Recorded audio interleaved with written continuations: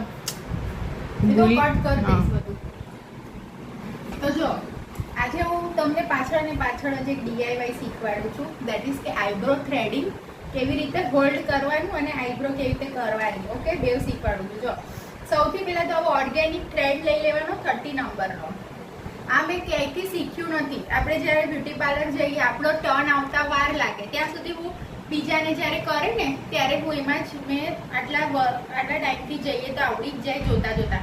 જો મોઢામાં ભરાવાનું, પછી આટલી એન્ડ કરવાની, પછી બે ફિંગર 1 2 3 4 5 6 7. પછી અહીંયાથી બે.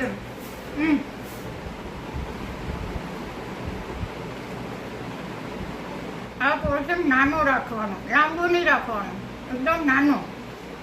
અને હંમેશા છે ને ક્રોસમાં થ્રેડ હોલ્ડ કરવાનો, સલાન્ટિંગ.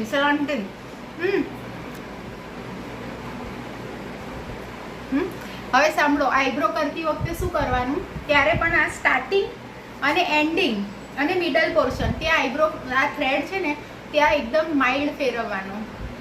અહીંયાથી જો તમે એકદમ સ્ટાર્ટ કરશો કરવાનું તો આઈબ્રો કપાઈ જશે, નાની પાતળી થઈ જશે. એટલે હંમેશા સ્ટાર્ટિંગ, એન્ડિંગ અને મિડલ પોર્શન હોય ને આઈબ્રોનો ત્યાં થ્રેડિંગ એકદમ માઇલ્ડ કરવાનું. અને આઈબ્રો ક્યારે ઉપરથી સ્ટાર્ટ નહીં કરવાની, નહીંતર આઈબ્રો બેસી જાય. હંમેશા આઈબ્રો નીચેથી સ્ટાર્ટ કરવાની.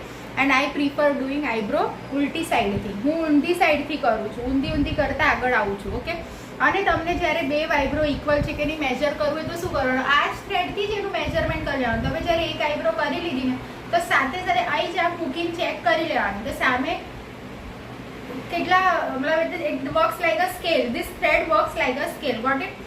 તો I hope this was helpful to you. And yes, most important in eyebrow threading is the holding.